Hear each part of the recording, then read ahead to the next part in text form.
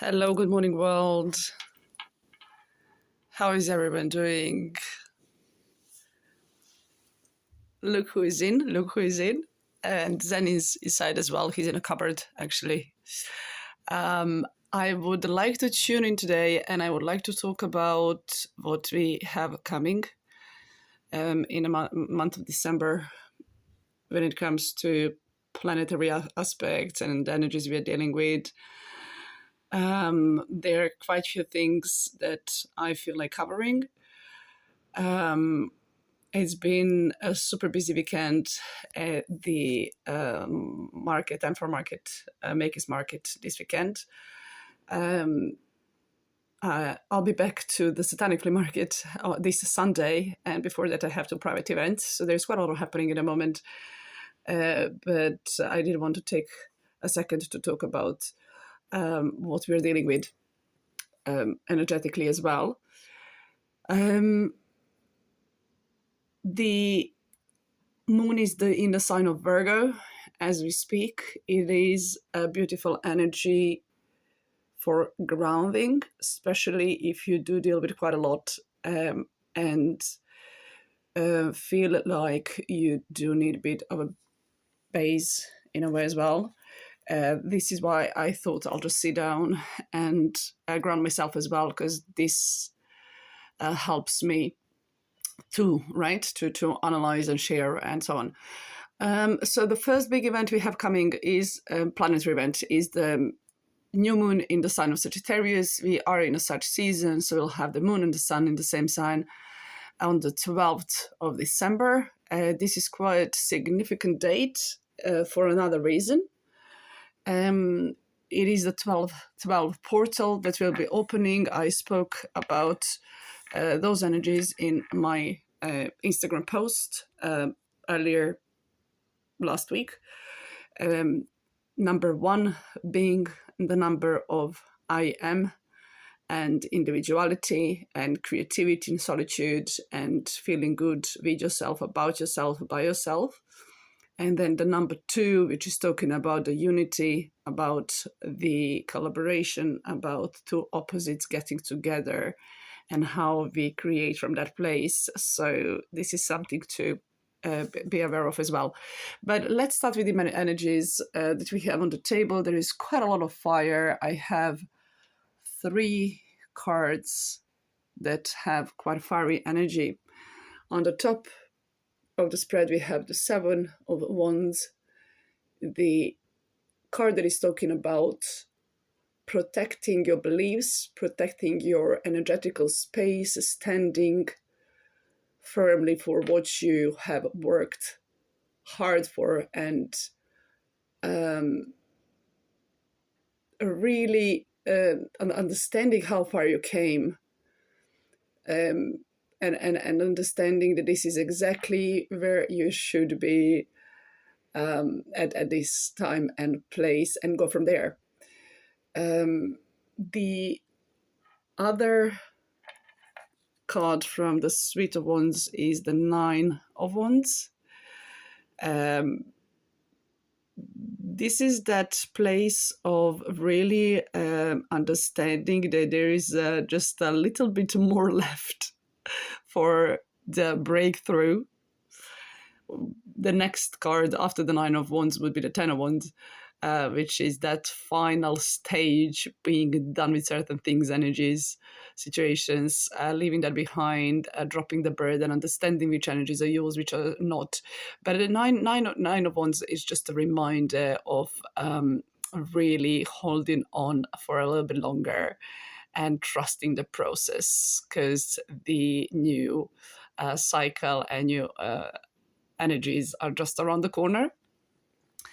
And this is bringing us to the Page of Wands, the messenger, the creator.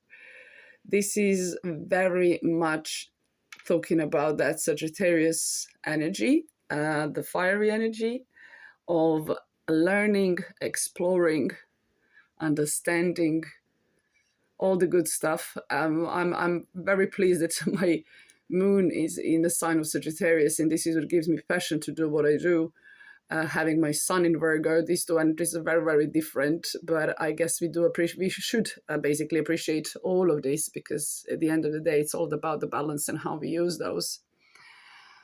There is the energy of the Ace of Swords next to it. Being the new moon cycle, we do want to focus on what do we wish for, like what do we want to manifest in this lunar cycle.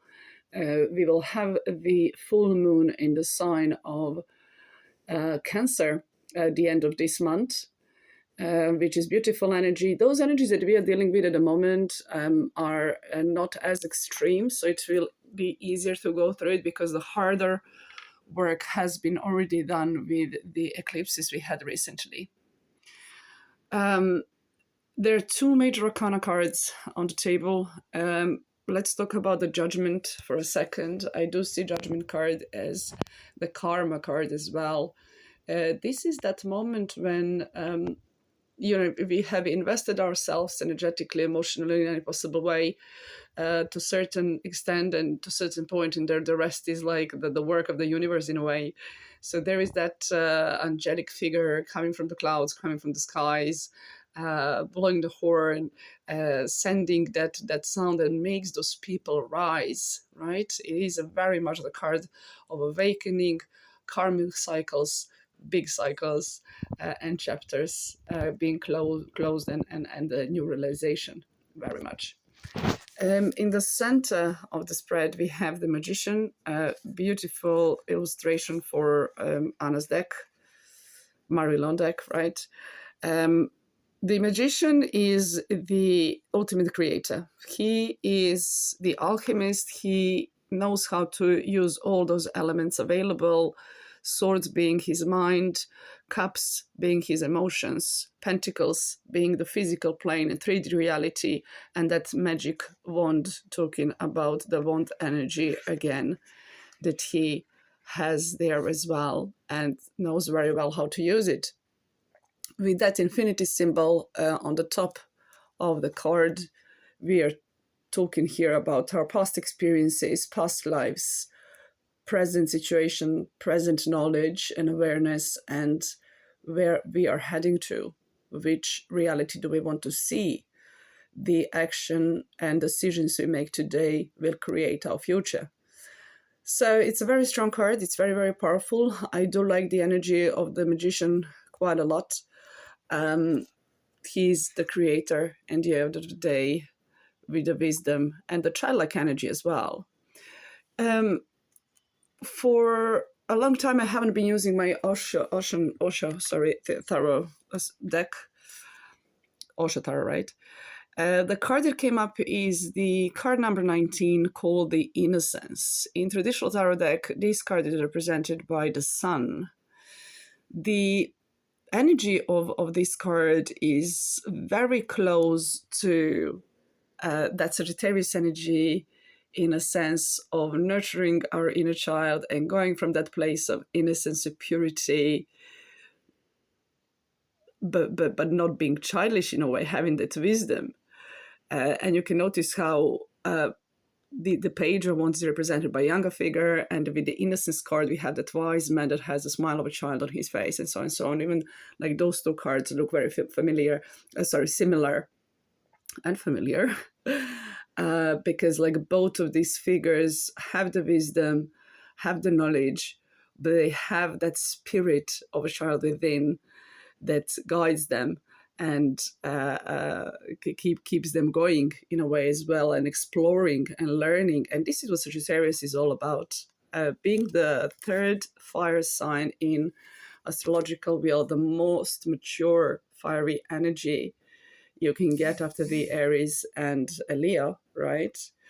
So we do want to tune into those energies, and it would be good to check where you have Sagittarius in your birth chart, in which house and which area of your life will be the most influenced by those energies. I also used my 70s tarot deck. I love this one. The card that came up is a 10 of Cups. Beautiful card to see. with a holiday season approaching, it's ultimate happiness, being feeling good within you, surrounding yourself with similar energies, keeping your frequency up and rising, um, and really starting the new calendar year with those frequencies, energies, vibrations, right?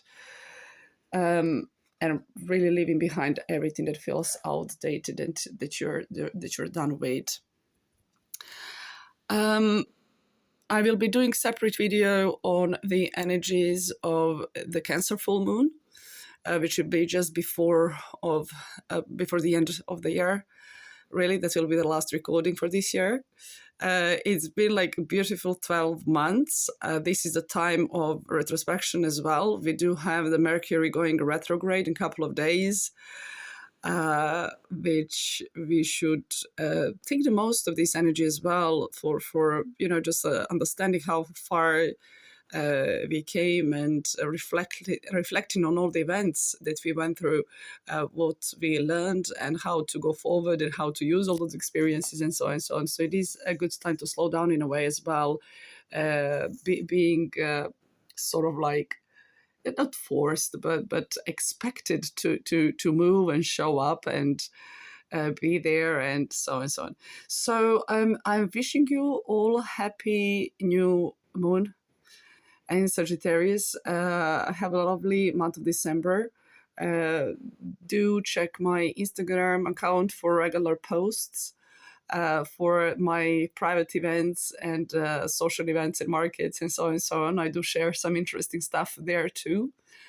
And I will be speaking to you just before the end of this year and the start of the new one. Best of luck to all. Bye bye for now.